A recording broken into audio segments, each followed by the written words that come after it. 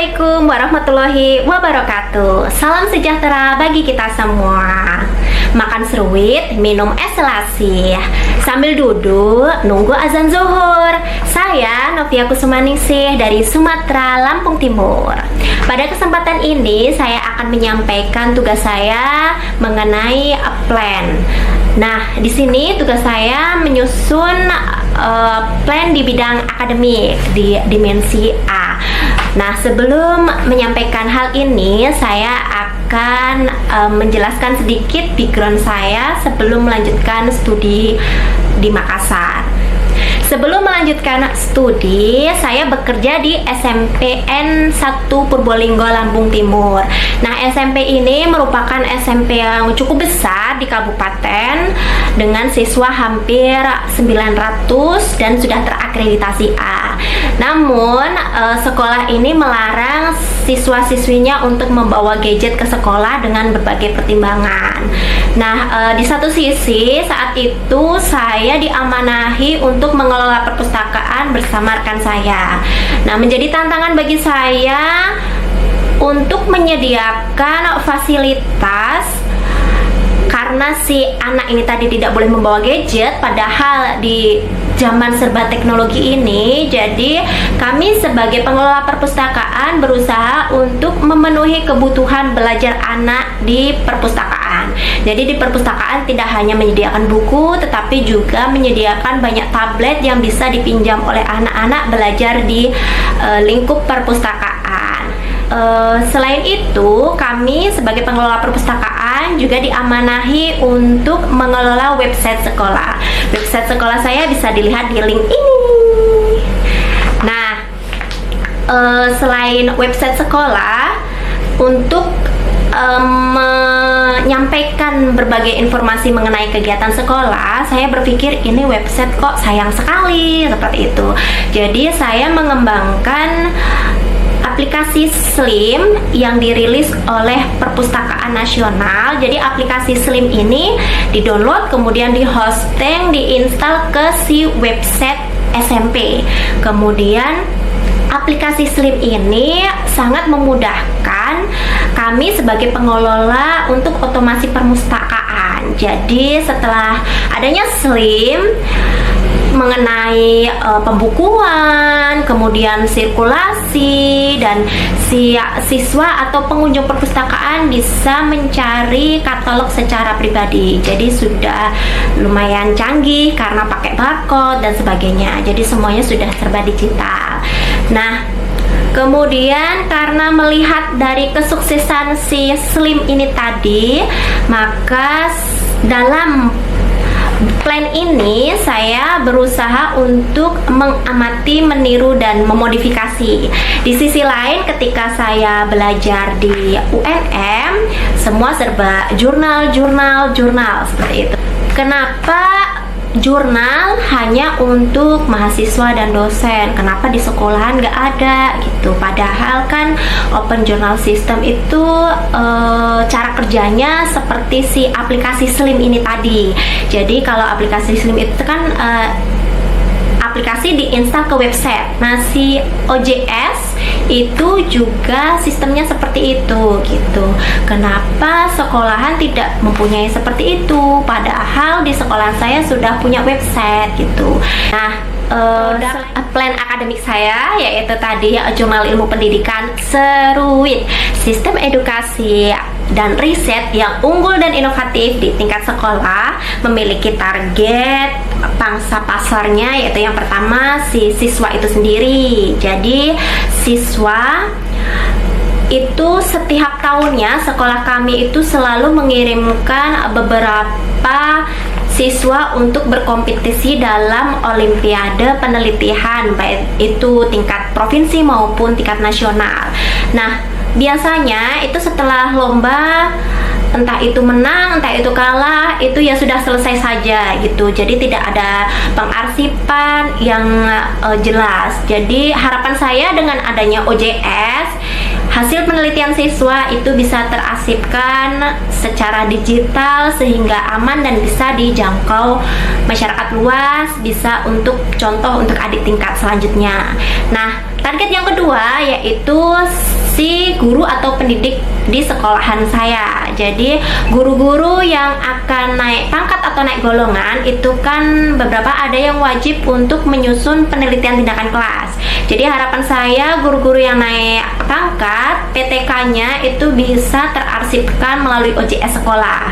Selain itu guru-guru muda yang baru diangkat itu wajib untuk menyusun juga penelitian program induksi guru pemula. Jadi harapan saya juga penelitian guru pemula itu juga bisa masuk ke OJS. Nah, selain itu juga targetnya orang tua wali murid, sehingga orang tua wali murid itu bisa melihat pencapaian sekolah tidak hanya ketika datang ke sekolah, tetapi bisa dari jangkauan secara luas kalau punya OJS. Kemudian komunitas-komunitas belajar dan sekolah serta institusi pendidikan yang lain. Nah, seruit ini tadi saya analisis SWOT-nya, yaitu yang S pertama itu kekuatan. Kekuatannya yang pertama adalah komitmen dari sekolah kami untuk selalu mengikuti perkembangan teknologi dan digitalisasi. Kemudian ada juga SDM yang memadai, dalam artian banyak guru yang suka meneliti dan suka membimbing siswa-siswinya untuk meneliti. Selain itu juga guru informatika yang mumpuni dalam bidangnya, sehingga insya Allah OJS bisa berjalan dengan lancar kalau ada IT yang mumpuni. Dan selain itu guru-guru aktif dalam kegiatan di komunitas belajar. Jadi untuk pengembangan OJS-nya cukup mumpuni dalam kekuatannya. Selain itu juga kami punya kelemahan. Misalnya yang pertama itu di Lampung sering terjadi pemadaman listrik bergilir. Seperti yang diberitakan di bulan-bulan sebelumnya, itu Lampung pernah mati listrik 3 hari berturut-turut. Jadi tanpa ada sinyal, nggak ada listrik, jadi semuanya mati total. Sedangkan OJS ini sangat bergantung dengan namanya internet dan juga listrik. Jadi itu menjadi kelemahan kami. Kemudian OJS juga membutuhkan dana yang tidak sedikit, sementara pengelolaan sekolah itu dana hanya bersumber dari dana BOS. Kemudian belum adanya guru atau tenaga pendidikan yang sudah berpengalaman mengelola OJS. Tapi hal itu bisa disiasati dengan mengikuti pelatihan ataupun mendatangkan sosok yang sudah berpengalaman. Nah, selain itu ada juga peluang. Nah, peluang dari si seruit ini tadi, si OJS ini tadi, itu menurut saya ini adalah hal pertama yang dimiliki di tingkat sekolah di Kabupaten Lampung Timur. Jadi bisa jadi nanti kalau si OJS ini benar-benar rilis, itu kita menjadi pelopor untuk sekolah-sekolah yang lainnya. Atau bisa jadi sekolah-sekolah lainnya bakalan mempublish hasil riset siswa maupun riset gurunya di jurnal kami, seperti itu. Nah, selain peluang ada juga ancaman, yaitu ancaman dari luar. Misalnya dengan masih dianggap remeh bahwa kenapa sih SMP aja mau bangun OJS, itu mah udah ranahnya anak kuliahan, universitas gitu. Ngapain SMP aja udah bangun OJS gitu. Tapi sekali lagi tidak hanya anak perkuliahan yang penelitian gitu. Anak SMP pun sudah penelitian, karena memang desain pembelajaran zaman sekarang itu kan desain pendekatan-pendekatan pembelajaran yang merangsang anak untuk berpikir kritis, dan apalagi kalau sampai ke level termasuk belum itu yang C6 sampai mencipta, itu kan berarti siswa sebenarnya dengan arahan itu alhamdulillah bisa juga dengan penelitian, dan sekolahan saya pernah menjuarai penelitian ini tingkat nasional, mendapatkan medali perunggu seperti itu. Untuk keunggulan kompetitifnya, yaitu apabila sekolah kami bisa membangun OJS, maka pamor atau citra sekolah akan naik. Jadi si rapor sekolah pun juga akan semakin hijau, sehingga nantinya akan memudahkan untuk akreditasi selanjutnya. Selain itu juga menambah minat dan daya tarik calon peserta didik baru. Kita lihat sekarang peminat untuk di jalur sekolah negeri itu semakin hari semakin menurun, karena orang tua itu sekarang lebih tertarik untuk menyekolahkan anaknya di swasta. Tapi kita sebagai negeri nggak mau kalah dong dengan swasta. Kita harus tetap berinovasi dan juga selalu mengikuti perkembangan zaman dan teknologi. Jadi kalau sekolahan kami mengikuti perkembangan itu, maka insya Allah tetap menjadi minat dan daya tarik untuk peserta didik di tahun selanjutnya.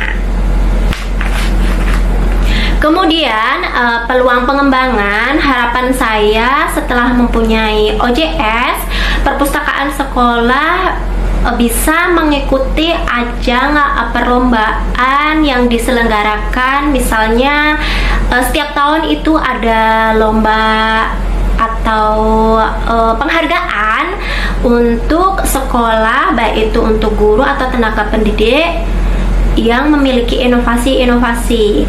Nah, misalnya nih ketika besok nih, ini bulan November ya, udah masuk bulan November, itu ada penghargaan pada Hari Guru Nasional. Jadi harapan saya perpustakaan saya bisa berpartisipasi dalam Hari Guru Nasional dengan mengikuti ajang perlombaan itu. Sekian paparan saya mengenai plan di bidang akademik saya, yaitu membangun Open Journal System, jurnal ilmu pendidikan dengan nama Seruit, sistem edukasi dan riset yang unggul dan inovatif di tingkat sekolah di SMP Negeri 1 Purbolinggo. Sendiri tanpa kekasih. Sekian, terima kasih. Wassalamualaikum warahmatullahi wabarakatuh.